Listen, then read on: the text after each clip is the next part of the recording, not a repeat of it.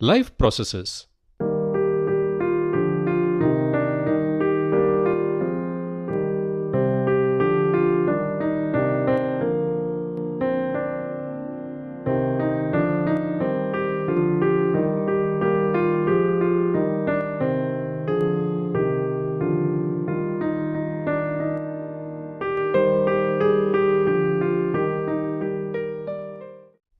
All living things are made up of cells. If we observe the cells of an organism, we can find that there is a continuous movement of molecules into the cell and out of the cell. Cells need molecules to get energy and to build new complex molecules. In the same way, cells need to send out the waste molecules that are generated during their metabolic activities. So, a continuous inward and outward movement of molecules is required for a cell to survive. Organisms like plants and animals are made up of millions of cells. Then, how do supply of new molecules to these cells and removal of waste molecules from these cells takes place? Which processes help the organisms to do this difficult job? Life processes are a set of processes that help the organisms to do this job. The processes that help the organisms to maintain and repair their bodies are called life processes. Nutrition, respiration, transportation, and excretion are the four important life processes that help the organisms in their survival. Nutrition. All living organisms need food to live, but the way by which they obtain their food is different in different animals. The way of obtaining food, digestion, and absorption of food comes under nutrition. So nutrition is the first and most important life process. Types of nutrition. 1. Autotrophic nutrition. 2. Heterotrophic nutrition. Let us see autotrophic nutrition. Autotrophic nutrition is the process by which green plants, algae, and some bacteria make their own food using simple inorganic substances like carbon dioxide and water with sunlight as the energy source. Autotrophic nutrition in plants. Plants make glucose by using simple inorganic materials like water, carbon dioxide in presence of sunlight and with the help of chlorophyll. This process is called photosynthesis. During this process, organisms also produce oxygen, which is very important for the survival of the organisms. Here we can see the chemical equation of photosynthesis. 6CO2 plus 12H2O gives rise to C6H12O6, that is glucose, plus 6O2, that is oxygen, plus 6H2O, that is water. So this reaction takes place in presence of sunlight and with the help of chlorophyll. Plants use this glucose for their energy requirements. The remaining glucose is converted into starch and stored in different parts for future use. Oxygen is released out into the atmosphere. So from this equation, we can understand that the raw materials or reactants of this reaction are carbon dioxide and water. The products are glucose and oxygen, and the conditions and apparatus required are sunlight and chlorophyll. Let us see how plants acquire their raw materials. Plants obtain carbon dioxide through tiny pores called stomata located on the surface of leaves. Leaves play a major role in exchange of gases in plants. However, gas exchange also occurs across the surface of stems, roots, and other parts of the plant. To prevent excessive water loss, plants regulate the opening and closing of stomatal pores. When carbon dioxide is not needed for photosynthesis, the plant closes these pores. This regulation is controlled by specialized cells called God cells present in the stomata. When God cells absorb water, they swell, causing the stomatal pore to open. In the same way, when they lose water, they get shrink and the pore closes. This mechanism helps the plants to efficiently manage gas exchange and water conservation. This is how plants get carbon dioxide. Let us see how do they get the other materials. Plants get water from the soil through roots. Plants get the light through the surface of the leaf. Water, carbon dioxide, chlorophyll and sunlight. If any one of the components is missing, plants cannot carry out photosynthesis. Let us verify it with some activities. Variegated leaf experiment. By this experiment, we can prove that chlorophyll is important for photosynthesis.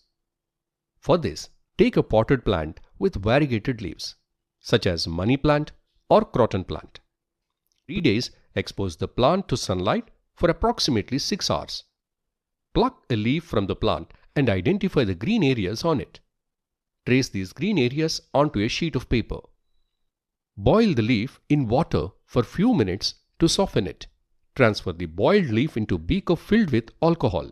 Set up a water bath and place the beaker containing the leaf and alcohol into it. Heat until the alcohol begins to boil. Now, take out the leaf and submerge the leaf in a dilute solution of iodine for few minutes. Now remove the leaf from the iodine solution and rinse it off. The green areas of the leaf turns dark blue. Iodine, when reacts with starch, it produces dark blue color. That means in the green areas of leaf, photosynthesis took place due to the presence of chlorophyll. And in the non-green areas of the leaf, there is no photosynthesis due to the absence of chlorophyll. Similarly, we have another activity to show that carbon dioxide is necessary for photosynthesis. For this, select 2 healthy potted plants of similar size. Place both the plants in dark room for 3 days. Now place a watch glass containing potassium hydroxide to absorb the carbon dioxide next to one plant. Cover both the plants with separate bell jars and use Vaseline to seal the bottom to ensure an airtight setup. Expose both plants to sunlight for about 2 hours. Pluck a leaf from each plant and perform a starch test as described earlier. Now compare the presence and amount of starch in both the leaves. The plant kept with potassium hydroxide has very less starch as compared to the plant without potassium hydroxide. This shows that carbon dioxide is necessary for photosynthesis. Location and mechanism of photosynthesis. Photosynthesis takes place in the special organelles called chloroplasts present inside the green leaves. Let us find their exact location inside the leaf. This is the cross section of the leaf. Here we can observe some cells with green dot-like structures. These green dot-like structures are the chloroplasts. A chloroplast has 2 membranes, the outer membrane and the inner membrane. The inner membrane is called grana. It is folded and forms stacks of sacs-like structures called thylakoids. Chlorophyll is the green color pigment present in these thylakoids. The space between the grana and the outer membrane is called stroma.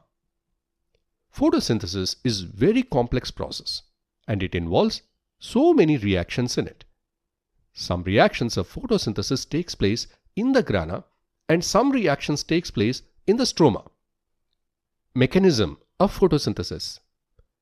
Let us try to understand the mechanism of photosynthesis in 3 major steps. Step 1. The chlorophyll molecule present in the chloroplast absorbs the sunlight and gets activated. Step 2. The light-activated chlorophyll splits the water molecule. We know that water molecule is made up of hydrogen and oxygen. Now these two are separated by this light-activated chlorophyll. This reaction is called photolysis. Step 3. The hydrogen produced in step 2 reacts with carbon dioxide and forms glucose.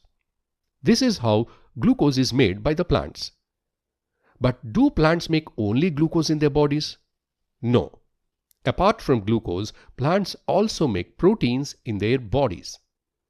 Plants need nitrogen to make new protein molecules. Plants get this nitrogen from the soil.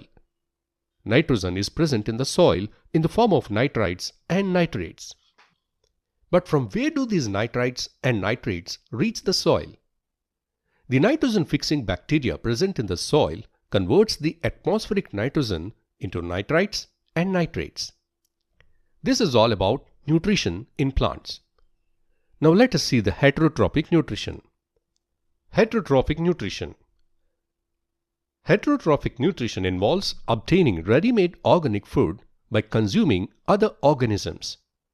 Heterotrophic organisms cannot synthesize their own food and depend on the organic matter produced by autotrophs or other heterotrophs. There are various modes of heterotrophic nutrition. 1. Holozoic nutrition. 2. Saprophytic nutrition. And 3. Parasitic nutrition. Holozoic nutrition. This type of nutrition involves the ingestion of solid organic material which is then broken down and absorbed by the organism. Most animals, including humans, exhibit holozoic nutrition. Holozoic nutrition involves ingestion, digestion, absorption, assimilation, and digestion of food. Saprophytic nutrition. Organisms that obtain their nutrients from dead and decaying organic matter are called saprophytes. They secrete enzymes onto the dead matter to break it down into simpler substances which they can absorb. Fungi and certain bacteria exhibit saprophytic nutrition. Parasitic nutrition. Parasites are organisms that live in or on other organisms and they derive their nutrients from their host. Parasitic nutrition is commonly observed in various species of plants, animals, and in microorganisms. Holozoic nutrition in single-celled organism. Amoeba. Amoeba has no fixed shape, so it takes in food from any point on its body surface. Amoeba grabs food using finger-like extensions and forms a food vacuole. Inside this vacuole, the food breaks down into simpler substances that go into the cell. Anything left undigested is pushed out of the cell. In other single-celled organisms, like in Paramecium, it has a specific shape and the food is taken at one particular spot. Tiny hair-like structures called cilia helps in moving the food to this spot for ingestion. Nutrition in human beings. Food enters our body through mouth. Our digestive system begins with mouth and ends with anus. Different parts of the digestive tract are arranged like a long coiled tube. This tube is called alimentary canal. Accessory glands like liver, pancreas, and salivary glands are attached to the alimentary canal and forms the digestive system.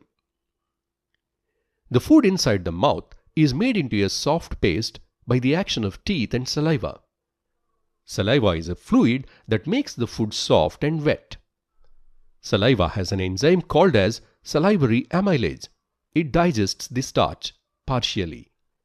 The food is well chewed in the mouth and it passes down into the stomach through esophagus.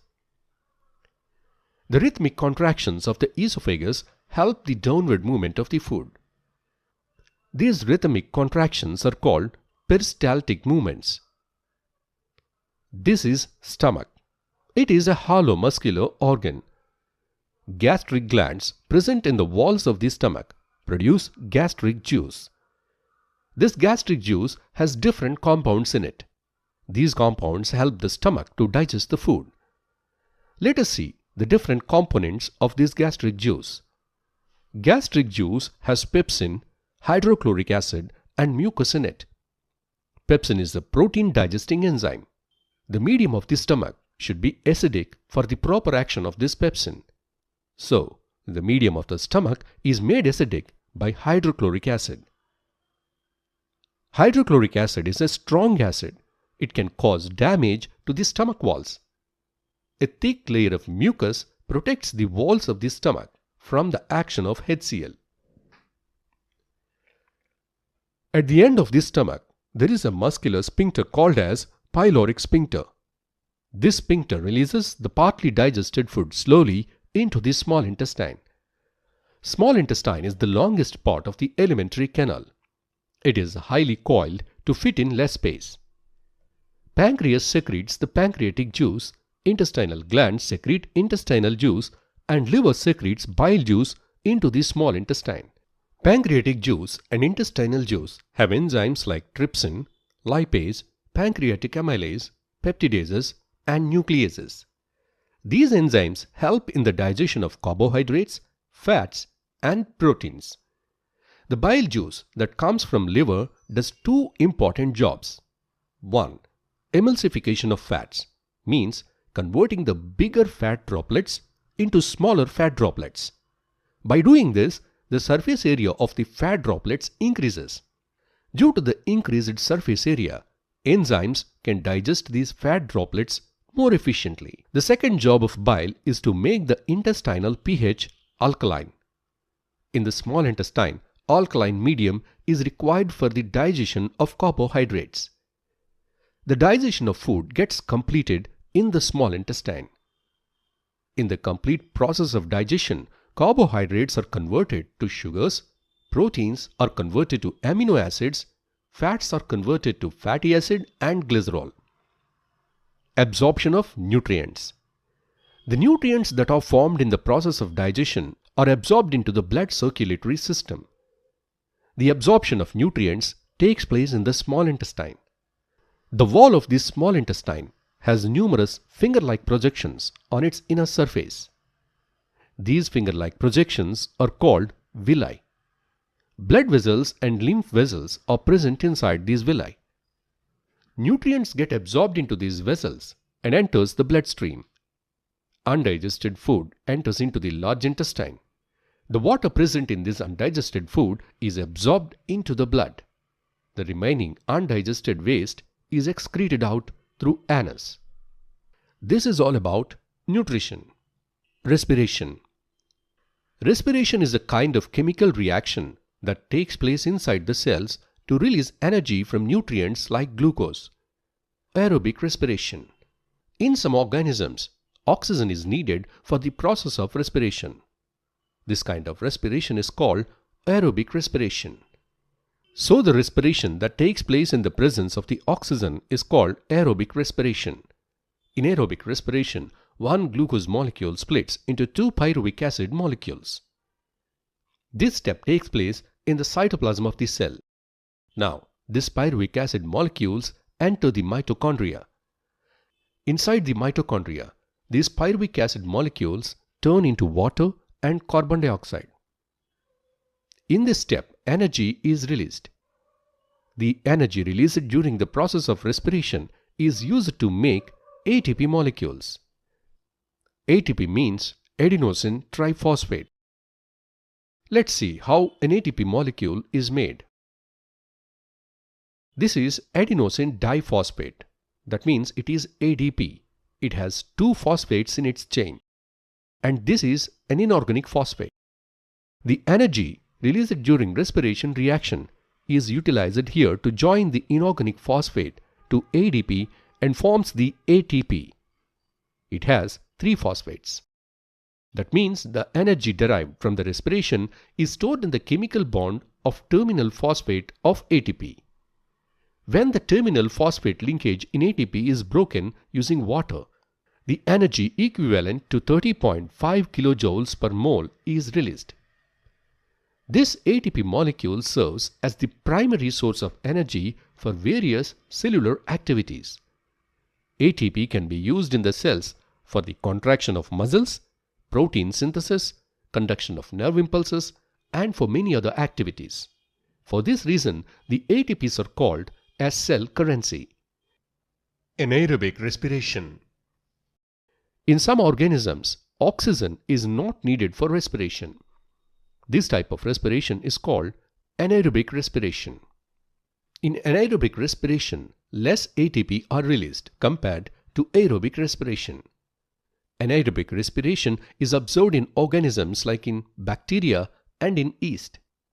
Sometimes, even in our bodies, anaerobic respiration takes place. While doing vigorous exercise, the oxygen levels decrease in our muscle cells. This leads to oxygen deprivation and leads to anaerobic respiration. In anaerobic respiration, pyruvic acid molecules turns into lactic acid by releasing energy. The build of this lactic acid in the muscle tissue due to anaerobic respiration leads to muscle soreness or muscle pain. Alcoholic fermentation.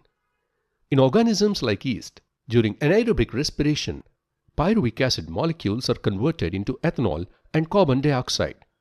This process is called as alcoholic fermentation. We can observe alcoholic fermentation with the help of an activity. Take some fruit juice or sugar solution and add some yeast to it. Take this mixture in a test tube fitted with one whole cork. Fit the cork with a bent glass tube. Dip the free end of the glass tube into a test tube containing freshly prepared lime water. Fermentation takes place and the carbon dioxide gas is produced. It turns the lime water milky. Aerobic respiration, anaerobic respiration, and alcoholic fermentation. Among these three processes, the energy that is released in aerobic respiration is higher. But for the process of aerobic respiration, a continuous supply of oxygen is needed.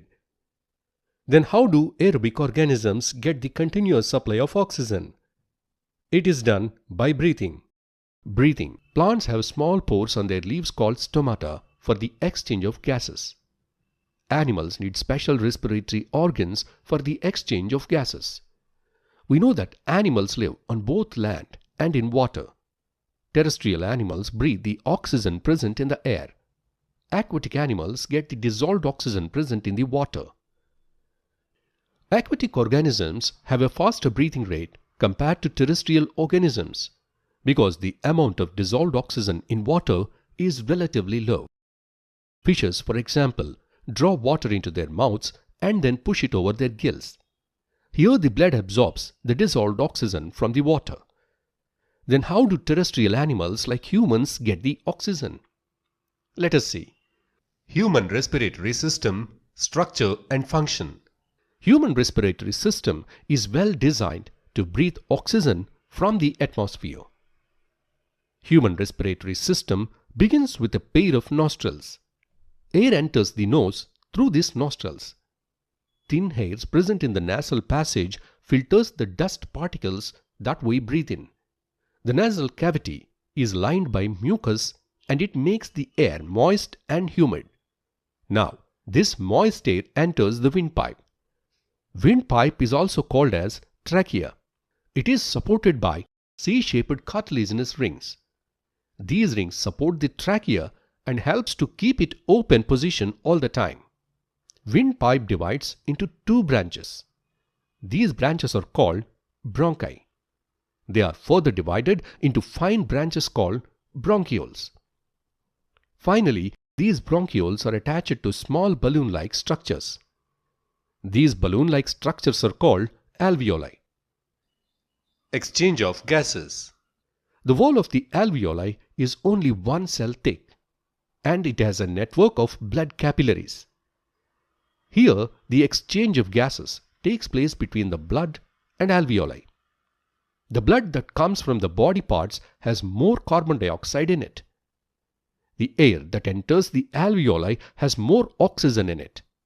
Due to this difference of concentration, the exchange of gases takes place between the blood and the alveoli. The oxygen that is collected into the blood is transported by a pigment called as hemoglobin, which is present in the RBC of blood. Carbon dioxide is transported by blood in dissolved state. Transportation. Now, let us look at the human transport system. Transportation is an important life process. Our transport system is composed of 1. Blood to transport different materials, 2. Heart to pump the blood, and 3. Blood vessels to supply the blood to different body parts, and 4. Blood platelets to repair the damaged blood vessels. Blood acts as a transporter of food, oxygen, and waste materials within our bodies. Blood is a type of fluid connective tissue. It is composed of plasma and blood cells. Plasma carries nutrients, carbon dioxide, salts, and nitrogenous wastes in dissolved form, whereas oxygen is transported by the pumping organ that we have in our body is heart.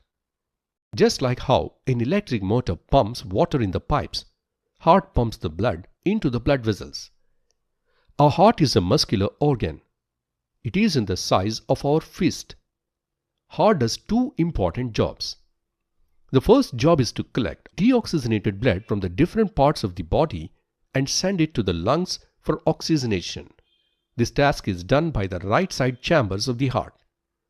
The second job is to collect the oxygenated blood from the lungs and supply it to the different parts of the body. This task is done by the left side chambers of the heart.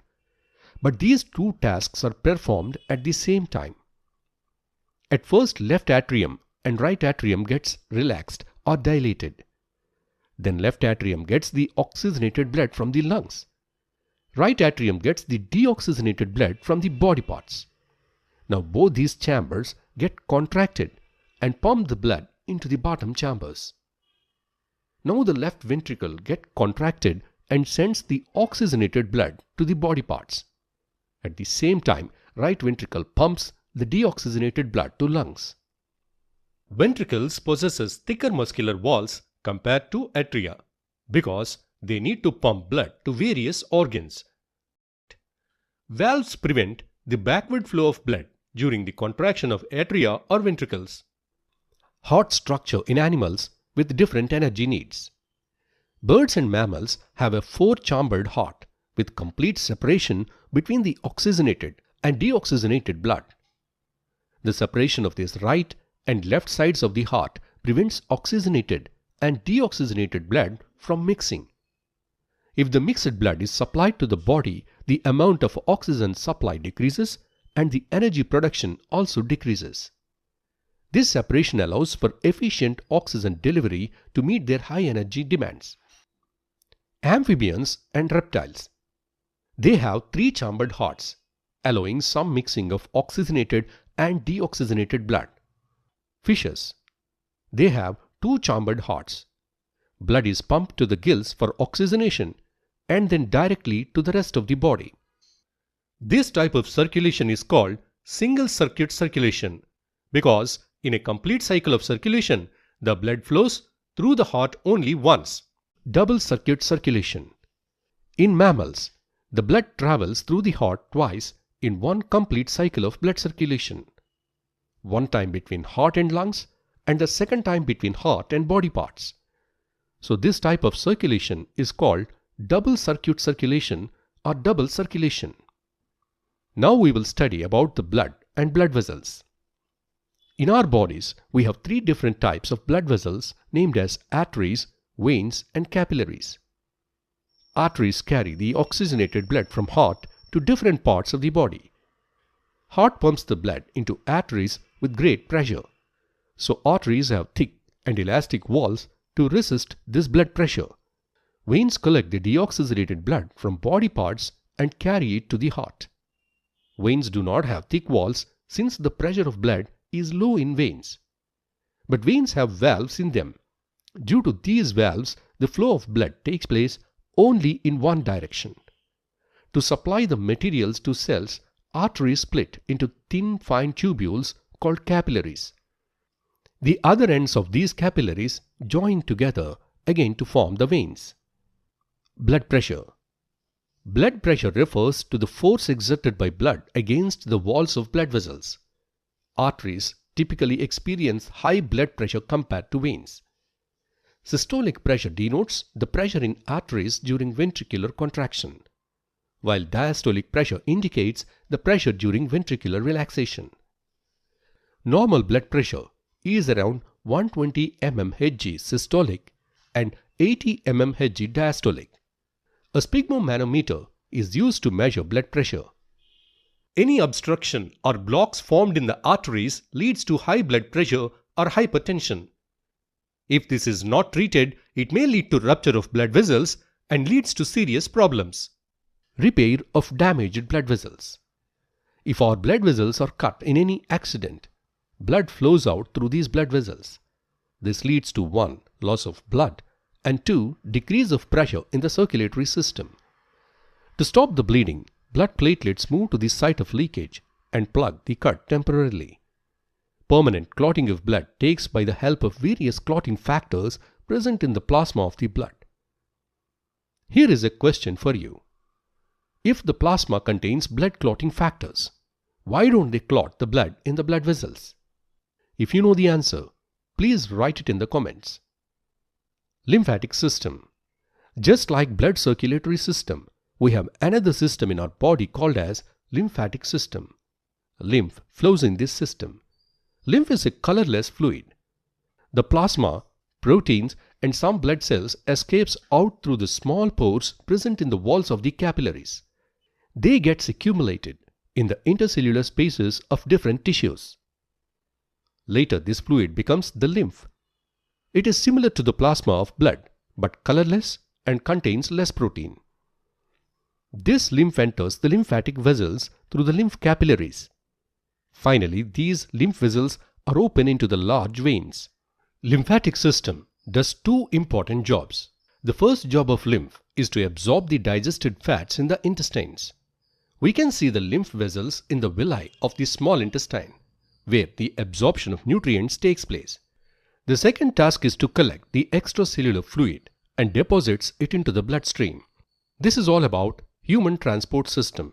Now let us study the transport system in plants. Transportation in plants. Plants do not move, and plant bodies have a large proportion of dead cells in many of their tissues. Because of these reasons, plants require very less energy and have a slow transport system. In plants, the transport of food and water takes place by two different types of tissues. They are xylem and phloem. Transport of water. Xylem tissue in plants consists of interconnected vessels and tracheids found in roots, stems, and leaves, forming channels for water transport. Now we will see how the water enters into the roots. The cells of the roots that come in contact with the soil actively takes the ions from the soil into them. Due to this kind of active transport of ions, the concentration difference of ions develops between soil and root cells. To balance this difference, water enters the roots. This steady inflow of water into the root xylem creates a continuous column of water pushing it upwards. However, this pressure alone may not be enough to move water up to great heights in plants. Plants use transpiration, the loss of water vapor through stomata in leaves, to pull water from the xylem in roots. Transpiration creates a suction effect, aiding in the absorption and upward movement of water and dissolved minerals from roots to leaves. Transpiration also helps in regulating plant temperature. Root pressure is more significant in water transport at night, while during the day transpiration becomes the primary driving force for water movement in the xylem. Transport of food and other substances. The food that is prepared in the leaves of the plants during photosynthesis has to be supplied to different parts of the plants. This process is called translocation. The translocation of food materials like glucose takes place through phloem tissue in plants. This translocation takes place in both upwards and in downwards direction. Energy is required for the process of translocation. Cells get this energy from ATP. At first, with the use of energy from ATP, sucrose enters the phloem tissue. Then the osmotic pressure inside the phloem tissue increases. Now, due to this osmotic pressure, water enters the phloem tissues. Now with this pressure, food materials are taken to different tissues of the plant. Phloem transports the food as per the requirements of the plants. For example, in spring season, buds need more food material for flowering. Then the phloem supplies the food from stem or root. Excretion. In the bodies of living things, metabolic activities produce nitrogenous waste materials. These waste materials must be eliminated from the bodies of the organisms. This elimination process is known as excretion. Unicellular organisms release these wastes through simple diffusion from their body surface into the surrounding water. Whereas complex multicellular organisms, they have specialized organs to carry out excretion. Excretion in human beings. Cells, while carrying out their metabolic activities, they produce toxic nitrogenous substances like ammonia, urea, and uric acid. These compounds are to be eliminated from our body. Humans have a well-developed excretory system to dispose these wastes. Blood collects these toxic materials from the cells and carries them to the excretory system for filtration.